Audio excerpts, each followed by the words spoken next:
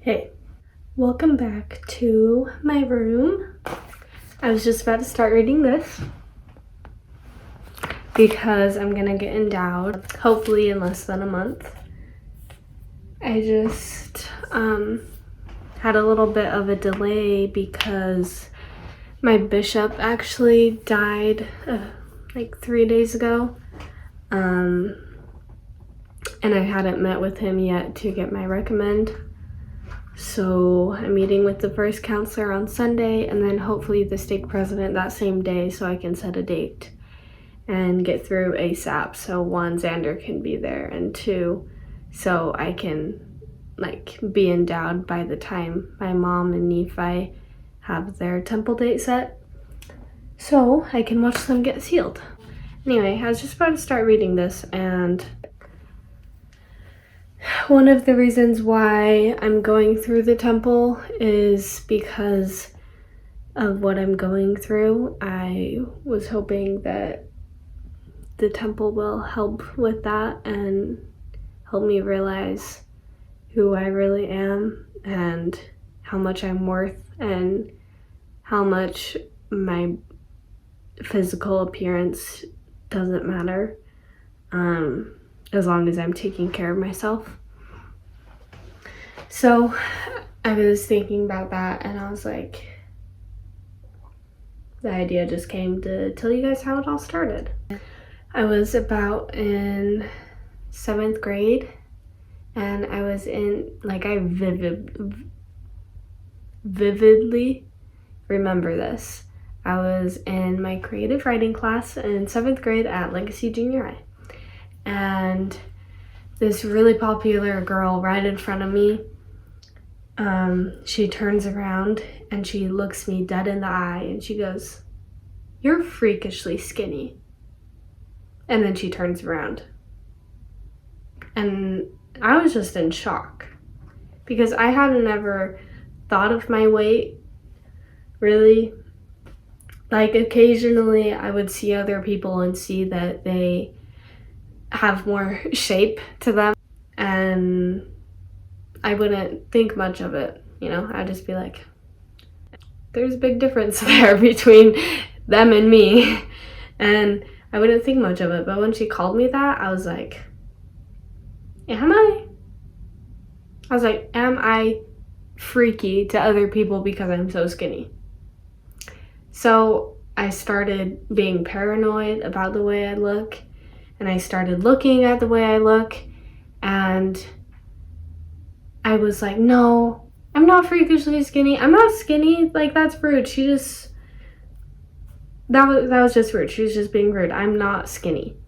And so that's what I told myself, and that's what I started to see, and that's when I started developing body dysmorphia, and so then I stopped eating. I was like, I want to be skinny. I was like, I want to be that skinny girl she was talking about.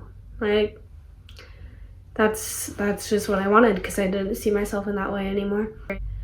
I remember in 7th grade, I wouldn't ever eat lunch with my friends, and I remember sitting at the table, Zach was there, and Emma was there, and a few of my other friends, and they were all eating, and Emma was like, "Brooke, are you gonna eat as soon as you get home?" I'm like, "Yeah."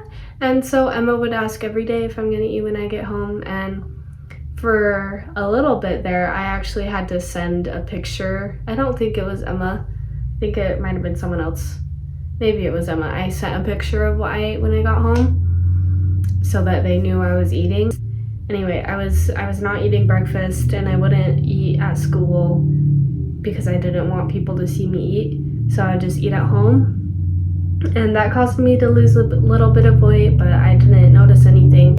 By the end of 7th grade, it got a little bit worse.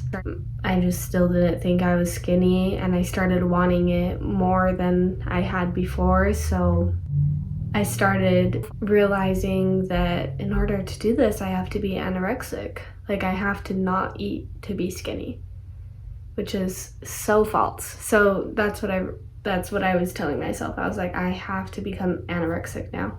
And so I started looking up other stories, and I had already heard other stories of people that were thinking the same thing as me. They were like, I have to not eat and I'll be fine. I'll just lose a couple pounds and then I'll stop. So then I heard those stories of those girls that did that and they never stopped and they got trapped and now they were super skinny and anorexic and they couldn't stop not eating. And I was like, they just have no control over themselves. I can stop once I'm happy with my weight. I was like, I'll stop, whatever. So I started looking up pro anorexia websites and tips, and I felt sick to my stomach. I could feel Satan there, like actually looking at those with me and saying, this is what you need to do. And so I would look up those tips every night and see these comments from other people saying, you got this, like just go eat some ice if you're ever hungry, and like really encouraging me to lose that weight. And so that's what started. I felt horrible though. Anytime when I was thinking about it, when I was thinking about looking up those websites, I knew it was bad. And I knew that it would lead me in a bad place. But I did it anyway. So then my life continued and I was constantly thinking about the way I looked and trying not to eat around people, and I ended up becoming really depressed. And some of you might know that I struggled with self-harm for a lot of junior high and part of high school. So I struggled with that for a little while. I don't remember much else in junior high, but come 10th grade, my friend Noelle encouraged me to join the swim team, and I was like, okay. So I joined the swim team, and you burn a lot of calories swimming, so I had to eat a lot more, and I was around people that would eat a ton, so I started eating more. Like, I remember this one time sitting in the park, and it was just me, Noelle, and Katie, and we ate like a ton of pizza together right after swim practice. I had no care, like I was just eating up because I was burning all of those calories, and I would calculate it every day, how much I was eating and how much I was burning. And I was like, okay, it's fine if I eat this much. But then I noticed how much weight I was gaining still, and it wasn't even fat, it was muscle. Like looking back at pictures, I wish I had that much muscle now. I started realizing that, so then I stopped eating again, and there were specifically one person on the swim team that suit size, we are the same size, and I knew that, but I thought she was like 30 pounds skinnier than me. So I would always look at her and think to myself, don't you want to look like her? And so I stopped eating and kept swimming, and my self-harm came back, and people saw that obviously because I was in a swimsuit almost constantly, and I would just ignore them and like go underwater, you know. So then I lost a ton of weight and I got a little bit weak and wasn't improving very much. So come junior year, I couldn't do swim team again because it just was really unhealthy. I was exhausted all the time and got really skinny again. So plus junior year was when COVID happened, so I didn't really want to do swim with COVID. So I was on the team that year. And oh, something I forgot to mention was when I was swimming, the way I lost so much weight is one, because I was burning so much, but I calculated all of my food intake and I limited myself to 400 calories a day. and I was burning like over triple that. So I lost a lot of weight really fast, and I couldn't swim anymore. So junior year I didn't, and plus with COVID, I couldn't. So I don't remember much from junior year, but senior year came and it started to get bad again. I started eating less, and then my parents got divorced, and that took a toll on my self-harm, actually. I promised my parents that I wouldn't hurt myself, so instead I just like punch things sometimes when I'm really sad. And so anytime I would drive home from my dad's house after the divorce, I would just break down because he was so different and I wasn't used to it yet. And I would punch my steering wheel, and I was just in a really dark place because I couldn't believe what had just happened. And so there was maybe about a month where I didn't talk to my dad or go see him. I just needed like a break. And my dad and I got in a few really bad fights once I came back. And so I took another break. And through all of that, you know, I was having a really hard time, crying a lot, hurting my hands. I wasn't eating a lot then either because I had no appetite. I didn't feel like eating. And so I eventually got over the divorce and learned that I can't control my dad, obviously, and what happened, and both of my parents are happier, so it's okay.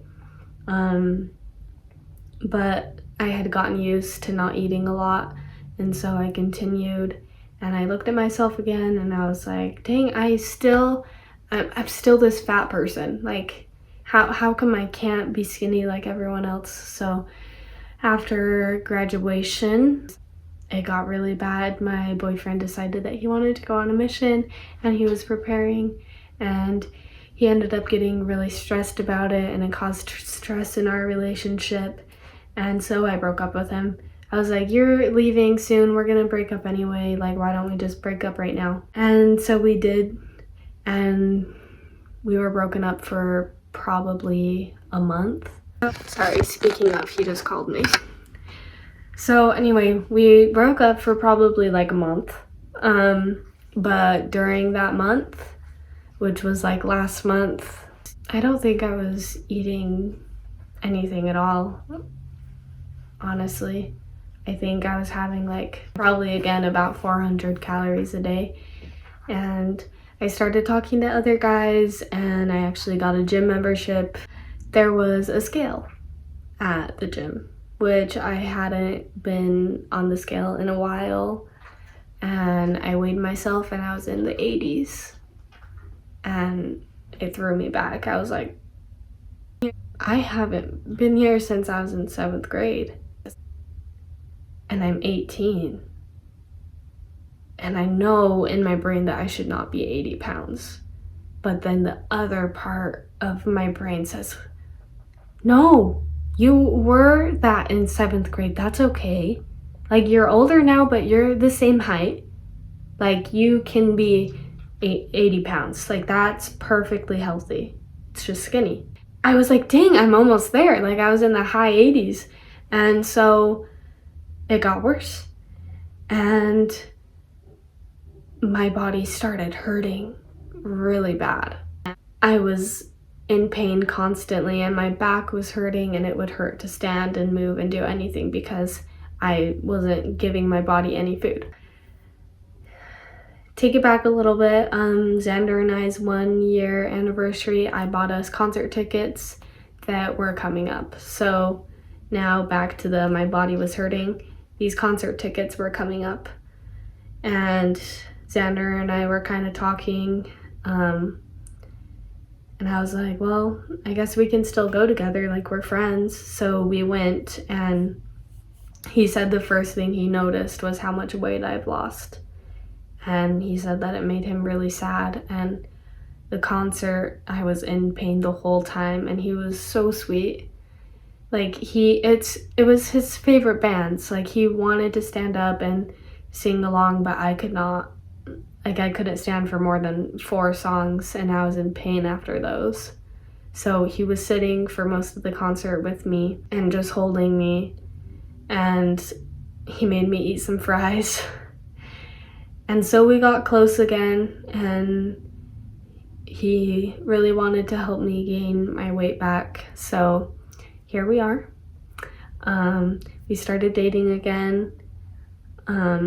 Worked some things out that were going wrong last time we dated, and we'll break up again in a little over a month because he's leaving on his mission in November. But so he really helped me open up about it, and I ended up telling my counselor, and he ended up freaking out and telling me to tell my doctor. So I told my doctor, and after I told my doctor, I told my mom, and after I told my mom, I told you guys, and here we are. Doing better. I've gained some weight. Not happy about it. I haven't been doing good this week. But that's basically my story from start to now. It's kind of fast, but that's the gist. That's my story. I don't know if you wanted to know, but there it is. And I'll see you guys in the next video. Peace.